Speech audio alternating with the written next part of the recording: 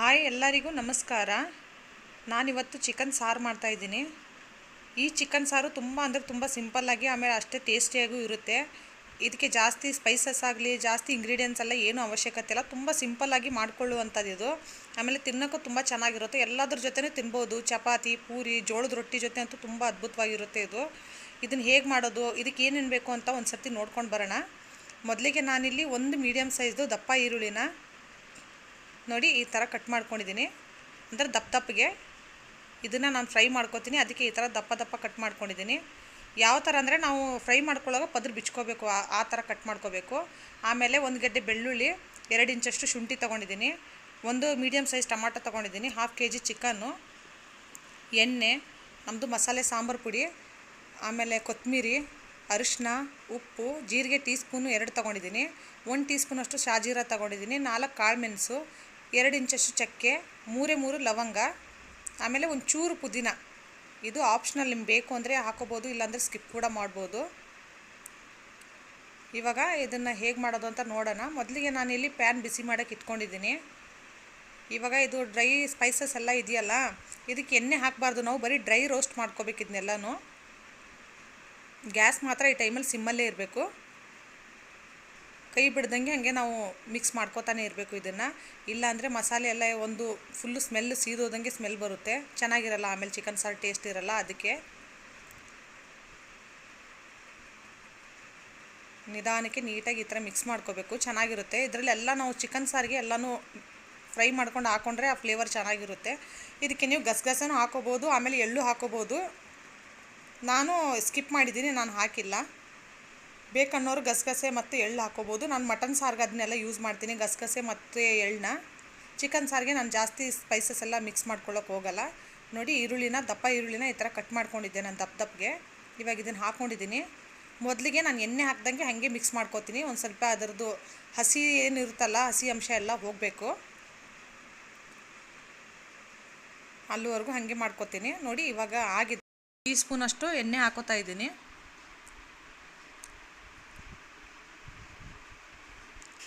ಇವಾಗ ಅದನ್ನು ಇನ್ನೊಂದು ಸಲ ಮಿಕ್ಸ್ ಮಾಡ್ಕೊಳ್ಳೋಣ ಎಣ್ಣೆಯಲ್ಲಿ ನೀಟಾಗಿ. ಜಾಸ್ತಿ ಹುರಿಯಲ್ಲ ಇದನ್ನು, ಸ್ವಲ್ಪ ಜಸ್ಟ್ ಕಲರ್ ಚೇಂಜ್ ಆದರೆ ಸಾಕು. ಇವಾಗ ಇಲ್ಲಿ ನಾನು ಶುಂಠಿ ಮತ್ತು ಬೆಳ್ಳುಳ್ಳಿ ಕಟ್ ಮಾಡಿ ಇಟ್ಕೊಂಡಿದ್ನಲ್ಲ ಅದನ್ನು ಹಾಕೋತಾ ಇದ್ದೀನಿ. ಬೆಳ್ಳುಳ್ಳಿ ನಾನಿಲ್ಲಿ ದಪ್ಪ 1 ಗಡ್ಡೆ ತೊಗೊಂಡಿದ್ದೀನಿ, ಆಮೇಲೆ ಶುಂಠಿಲಿ 2 ಇಂಚಷ್ಟು ತೊಗೊಂಡಿದ್ದೀನಿ. ಇವಾಗ ಇದನ್ನೆಲ್ಲ ನೀಟಾಗಿ ಒಂದು ಸಲ ಮಿಕ್ಸ್ ಮಾಡ್ಕೊಳ್ಳೋಣ.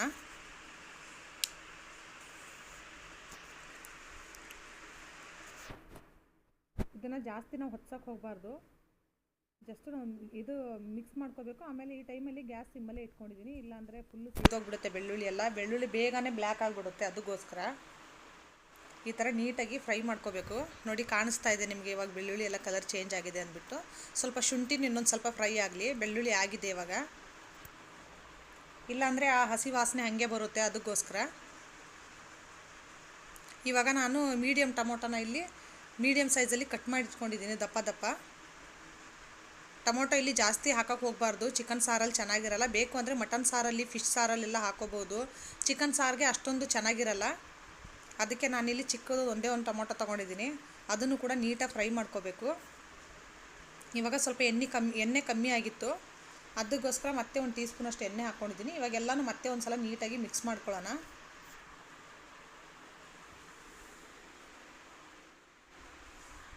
ನೋಡಿ ಇವಾಗ ಈ ಥರ ಮಿಕ್ಸ್ ಮಾಡ್ಕೋಬೇಕು.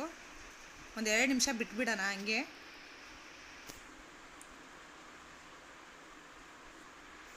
ಇನ್ನೊಂದು ಸಲ ನೀಟಾಗಿ ಮಿಕ್ಸ್ ಮಾಡ್ಕೊಳ್ಳೋಣ ಇದೇ ಥರ. ನೋಡಿ ಇವಾಗ ಆಗಿದೆ. ಇವಾಗ ನಾನು ಗ್ಯಾಸ್ ಆಫ್ ಮಾಡ್ಕೊಂಡಿದ್ದೀನಿ.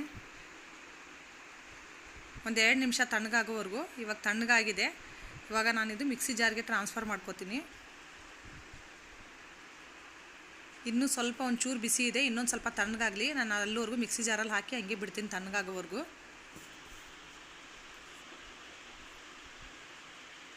ಇದು ತಣ್ಣಗಾಗೋವರೆಗೂ ನಾನು ಅಲ್ಲಿವರೆಗೂ ಚಿಕನ್ ಫ್ರೈ ಮಾಡ್ಕೋತೀನಿ ಎಣ್ಣೆಯಲ್ಲಿ. ಇವಾಗ ಒಂದು ಪ್ಯಾನ್, ಅದೇ ಪ್ಯಾನ್ಗೆ ನಾನು ಒಂದು ಬಟ್ಲಷ್ಟು ಎಣ್ಣೆ ಹಾಕ್ಕೊಂಡಿದ್ದೀನಿ ಇಲ್ಲಿ.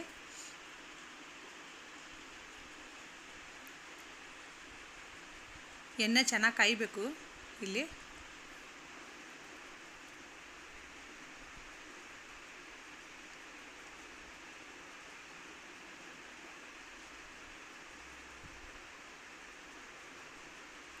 ಇವಾಗ ನಾನಿಲ್ಲಿ ಹಾಫ್ ಕೆ ಜಿಯಷ್ಟು ಚಿಕನ್ ತೊಗೊಂಡಿದ್ದೀನಿ, ಸ್ಕಿನ್ ಔಟ್ ಚಿಕನ್ ತೊಗೊಂಡಿದ್ದೀನಿ ನಾನಿಲ್ಲಿ. ನಿಮಗೆ ಯಾವ್ದು ಬೇಕು ನೀವು ತೊಗೋಬೋದು. ಇವಾಗ ನಿಧಾನಕ್ಕೆ ಇದನ್ನು ಎಣ್ಣೆಲಿ ಬಿಡೋಣ. ಎಣ್ಣೆಲಿ ಹಾಕೋವಾಗ ಹುಷಾರಾಗಿ ಹಾಕಿ, ಇಲ್ಲಾಂದರೆ ಕೈ ಸಿಡಿಯುತ್ತೆ. ನಾನಿಲ್ಲಿ ಹಾಫ್ ಕೆ ಜಿ ಅಷ್ಟು ತೊಗೊಂಡಿದ್ದೀನಿ.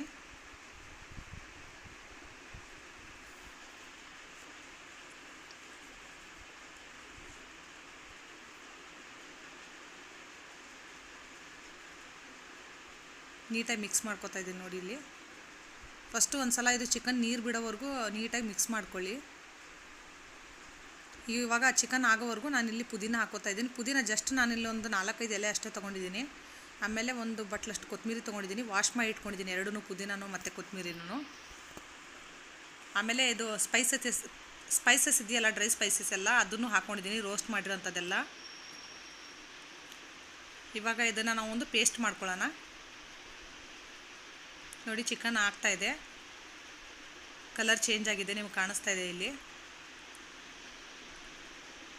ಇವಾಗ ಒಂದು ಸರ್ತಿ ಮಿಕ್ಸ್ ಮಾಡ್ಕೊಳ್ಳೋಣ ಎಲ್ಲನೂ. ನೋಡಿ ನೀರೆಲ್ಲ ಹೋಗಿದೆ, ನೀರಿಲ್ಲ. ಇವಾಗ ಸೈಡಲ್ಲಿ ಎಣ್ಣೆ ಕಾಣಿಸ್ತಾ ಇದೆ. ಈ ಟೈಮಲ್ಲಿ ನಾವು ಸಾಲ್ಟು ಮತ್ತು ಅರಿಶಿನ ಹಾಕೋಬೇಕು.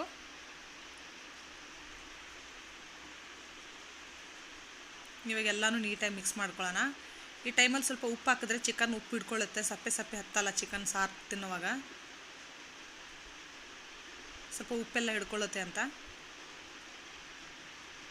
ಇವಾಗ ಒಂದು 2 ನಿಮಿಷ ಹಿಂಗೆ ಬಿಡಿ. ಚಿಕನ್ನ ಯಾವಾಗಲೂ ಸ್ಪೂನಿಂದ ಜಾಸ್ತಿ ಕೆದಕಕ್ಕೆಲ್ಲ ಹೋಗಬಾರ್ದು, ಯಾಕಂದರೆ ತುಂಬಾ ಬೇಗ ಸಾಫ್ಟ್ ಆಗಿಬಿಡುತ್ತೆ. ಆಮೇಲೆ ಒಡೆದೋಗುತ್ತೆ ಚಿಕನ್ ಎಲ್ಲ, ಸಪ್ರೇಟ್ ಮೂಳೆ ಸಪ್ರೇಟ್ ಆಗಿಬಿಡುತ್ತೆ. ಅದಕ್ಕೋಸ್ಕರ ನೋಡಿ ಇವಾಗ ಆಗಿದೆ, ಕಲರ್ ಕೂಡ ಚೇಂಜ್ ಆಗಿಬಿಟ್ಟಿದೆ, ಅರಿಶಿನ ಎಲ್ಲ ನೀಟಾಗಿ ಹಿಡ್ಕೊಂಡಿದೆ. ಇವಾಗ ನಾನಿಲ್ಲಿ 4 ಟೀ ಸ್ಪೂನಷ್ಟು ನಮ್ಮದು ಮಸಾಲೆ ಖಾರ ಅಂತ ಯಾವಾಗಲೂ ಹೇಳ್ತೀನಿ ಫ್ರೆಂಡ್ಸ್, ಅದನ್ನು ಹಾಕ್ಕೊಂಡಿದ್ದೀನಿ ನಾನಿಲ್ಲಿ. ಇಲ್ಲಿ ಜಾಸ್ತಿ ಯಾಕೆ ಸ್ಪೈಸಸ್ನ ಎಲ್ಲ ತೊಗೊಂಡಿಲ್ಲ ಅಂದರೆ, ಚಿಕನಲ್ಲಿ ನಮ್ಮ ಈ ಮಸಾಲೆ ಖಾರದಲ್ಲಿ ಆಲ್ರೆಡಿ ಎಲ್ಲ ಸ್ಪೈಸಸ್ಸು ಇರುತ್ತೆ, ನಮಗೆ ಜಾಸ್ತಿ ಎಕ್ಸ್ಟ್ರಾ ಮಸಾಲೆಗಳ ಅವಶ್ಯಕತೆ ಇರಲ್ಲ. ಅದಕ್ಕೋಸ್ಕರ ನಾನಿಲ್ಲಿ ಜಾಸ್ತಿ ಏನು ಯೂಸ್ ಮಾಡ್ತಾಯಿಲ್ಲ. ನಮಗೆ ಚಕ್ಕೆ ಲವಂಗ ಕೂಡ ಅವಶ್ಯಕತೆ ಇಲ್ಲ, ಆದರೂ ಕೂಡ ಸ್ವಲ್ಪ ಚಿಕನ್ ಸಾರಿಗೆಲ್ಲ ಅದು ಫ್ಲೇವರ್ ಚೆನ್ನಾಗಿ ಕೊಡುತ್ತೆ ಅನ್ನೋ ಉದ್ದೇಶಕ್ಕೆ ನಾನು ಅದನ್ನು ಹಾಕ್ಕೊಳ್ಳೋದು. ಗ್ರೇವಿ ಮಾಡೋವಾಗಂತೂ ಅದರ ಅವಶ್ಯಕತೆಯೇ ಇಲ್ಲ ನಮಗೆ ಚಕ್ಕೆ ಲವಂಗದ್ದು. ನೋಡಿ ಇವಾಗ ಆಗಿದೆ, ನೀಟಾಗಿ ಈ ಥರ ಮಿಕ್ಸ್ ಮಾಡ್ಕೋಬೇಕು ಒಂದು ಸಲ ಎಲ್ಲ. ಇವಾಗ ಒಂದು 2 ನಿಮಿಷ ಮುಚ್ಚಿಡೋಣ, ಲಿಡ್ನ ಕ್ಲೋಸ್ ಮಾಡಿ. ಮಸಾಲೆ ನೋಡಿ ಇವಾಗ ಆಗಿದೆ, ಇಷ್ಟಾದರೆ ಸಾಕು. ನಾನು ಜಾಸ್ತಿ ಪೇಸ್ಟ್ ಮಾಡ್ಕೊಂಡಿಲ್ಲ, ನಿಮಗೆ ತೋರಿಸ್ತೀನಿ ರೀ. ನೋಡಿ ಈ ಥರ ಆದರೆ ಸಾಕು, ತರಿಯಾಗಿ. ಒಂಚೂರು ನೀರು ಹಾಕ್ಕೊಂಡಿಲ್ಲ ನಾನಿಲ್ಲಿ. ಯಾವಾಗಲೂ ಅಷ್ಟೇ, ನಾವು ಏನೇ ಮಾಡಬೇಕಾದ್ರೂ ಜಾಸ್ತಿ ನೀರೆಲ್ಲ ಆ್ಯಡ್ ಮಾಡಿಕೊಂಡು ಮಸಾಲೆ ರುಬ್ಬಕ್ಕೆ ಹೋಗಬಾರ್ದು, ಅದರ ಫ್ಲೇವರ್ ಕಳ್ಕೊಂಡ್ಬಿಡುತ್ತೆ ಮಸಾಲೆ. ಅದಕ್ಕೋಸ್ಕರ ಆದಷ್ಟು ನಾವು ಇದೇ ಥರ ಡ್ರೈ ಆಗಿ ಪೇಸ್ಟ್ ಮಾಡ್ಕೊಳ್ಳೋದು ನೋಡ್ಕೋಬೇಕು. ಇವಾಗ ನೋಡಿ ಇದಾಗಿದೆ. ಇದಕ್ಕೆ ನಾವು ಚಿಕನ್ ಅದು ಪೇಸ್ಟ್ ಮಾಡ್ಕೊಂಡಿದ್ವಲ್ಲ ಅದನ್ನು ಚಿಕನ್ಗೆ ಸೇರಿಸ್ಕೊಳ್ಳೋಣ. ಈ ಫುಲ್ ಪ್ರಾಸೆಸ್ ಏನಿದೆ ನೋಡಿ, ಇದಾಗೋವರೆಗೂ ಗ್ಯಾಸ್ ಸಿಮ್ಮಲ್ಲೇ ಇರಬೇಕು. ನಾವು ನೀರು ಮಿಕ್ಸ್ ಮಾಡಿದಾಗ ಮಾತ್ರ ಗ್ಯಾಸ್ ಹೈ ಫ್ಲೇಮಲ್ಲಿ ಇರಬೇಕು, ಅಲ್ಲಿವರೆಗೂ ಸಿಮ್ಮಲ್ಲೇ ಇರಬೇಕು. ನಾವು ಗ್ಯಾಸ್ ಸಿಮ್ಮಲ್ಲಿ ಇಟ್ಕೊಂಡು ಈ ಥರ ಎಲ್ಲ ಮಸಾಲೆಗಳನ್ನೆಲ್ಲ ಆ್ಯಡ್ ಮಾಡಿದಾಗ ಅರೋಮಾ ತುಂಬ ಚೆನ್ನಾಗಿ ಬರುತ್ತೆ. ಆಮೇಲೆ ಪ್ರತಿಯೊಂದು ಸ್ಪೈಸ್ದು ನಮಗೆ ಫ್ಲೇವರ್ ತುಂಬ ಚೆನ್ನಾಗಿ ಸಿಗುತ್ತೆ. ಅದಕ್ಕೋಸ್ಕರ ನೋಡಿ ಇವಾಗ ಆಗ್ತಾಯಿದೆ.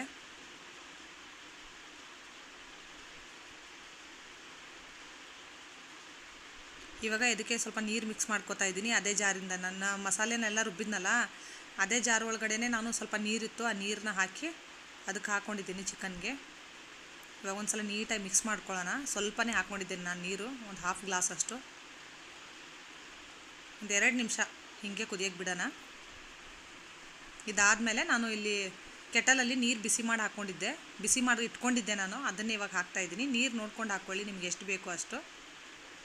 ಚಪಾತಿ ಜೊತೆ ತಿನ್ನಬೇಕು ಅಂದರೆ ಅಷ್ಟೊಂದು ತೆಳ್ಳಗೆ ಮಾಡ್ಕೊಳ್ಳೋಕೆ ಹೋಗಬೇಡಿ. ನಾನಿಲ್ಲಿ ಜೋಳದ ರೊಟ್ಟಿ ಜೊತೆ ತಿನ್ನಬೇಕು ಅಂತ ಮಾಡ್ಕೊಂಡಿರೋದು. ಸ್ವಲ್ಪ ತೆಳ್ಳಗೆ ಇರಬೇಕು ಜೋಳದ ರೊಟ್ಟಿ ಜೊತೆ. ನೋಡಿ ಇವಾಗ ನಿಮ್ಗೆ ಕಾಣಿಸ್ತಾ ಇದೆ, ಈ ಥರ ಆದರೆ ಸಾಕು, ತಿನ್ನೋಕೆ ತುಂಬಾ ಚೆನ್ನಾಗಿರುತ್ತೆ.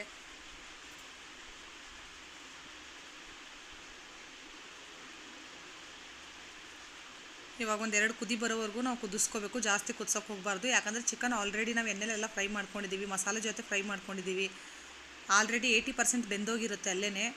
ಇವಾಗ ಜಸ್ಟ್ ಒಂದು 2 ಕುದಿ ಬಂದರೆ ಸಾಕು ನಮಗೆ. ನೋಡಿ ಆಗಿದೆ. ಇವಾಗ ನಾನು ಗ್ಯಾಸ್ ಆಫ್ ಮಾಡಿದ್ದೀನಿ. ನೋಡಿ ಎಷ್ಟು ಚೆನ್ನಾಗಿ ಕಾಣಿಸ್ತಾ ಇದೆ. ಇಷ್ಟಾದರೆ ಸಾಕು. ಚಿಕನ್ನು ಚಪಾತಿ ಜೊತೆ ತಿನ್ನುವಾಗ ಸ್ವಲ್ಪ ಗಟ್ಟಿಯಾಗಿ ಮಾಡಿಕೊಂಡ್ರೆ ಚೆನ್ನಾಗಿರುತ್ತೆ. ನಾನು ರೊಟ್ಟಿ ಜೊತೆ ಅಂದ್ಬಿಟ್ಟು ಈ ಥರ ಮಾಡ್ಕೊಂಡಿದ್ದೀನಿ. ನೋಡಿ ಕಾಣಿಸ್ತಾ ಇದೆ ನಿಮಗೆ ಎಷ್ಟು ಚೆನ್ನಾಗಾಗಿದೆ ಅಂತ. ಈ ಚಿಕನ್ ಸಾರು ಜೊತೆ ಜೋಳದ ರೊಟ್ಟಿ ಕಾಂಬಿನೇಷನ್ ಅಂತೂ ಸಖತ್ತಾಗಿರುತ್ತೆ. ತುಂಬ ಅಂದರೆ ತುಂಬ ಟೇಸ್ಟಿಯಾಗಿರುತ್ತೆ. ನಮ್ಮ ಉತ್ತರ ಕರ್ನಾಟಕದವ್ರಿಗಂತೂ ಇದೊಂದು ಚಿಕನ್ ಸಾರು ಜೋಳದ ರೊಟ್ಟಿ ಸಿಕ್ಬಿಟ್ರೆ ಮುಗಿದೋಯ್ತು. ನೋಡಿ, ನೋಡೋಕ್ಕೂ ಅಷ್ಟೇ ಅದ್ಭುತವಾಗಿ ಕಾಣಿಸ್ತಾ ಇದೆ, ತಿನ್ನೋಕ್ಕೂ ಅಷ್ಟೇ ಟೇಸ್ಟ್ ಆಗಿರುತ್ತೆ. ಟ್ರೈ ಮಾಡಿ ಮನೇಲಿ ನೀವು ಒಂದು ಸರ್ತಿ. ಮಾಡಿದ್ಮೇಲೆ ಖಂಡಿತವಾಗ್ಲೂ ನನಗೆ ಕಮೆಂಟ್ ಸೆಕ್ಷನಲ್ಲಿ ತಿಳಿಸಿ ಯಾವ ಥರ ಆಗಿದೆ ಅಂತ. ಇಷ್ಟ ಆದರೆ ಲೈಕ್ ಮಾಡಿ, ಶೇರ್ ಮಾಡಿ, ಕಮೆಂಟ್ ಮಾಡಿ, ಸಬ್ಸ್ಕ್ರೈಬ್ ಮಾಡಿ. ನಿಮ್ಮ ಫ್ಯಾಮಿಲಿ ಫ್ರೆಂಡ್ಸ್ ಜೊತೆ ಶೇರ್ ಮಾಡೋದನ್ನು ಮರಿಬೇಡಿ friends. Thank you so much.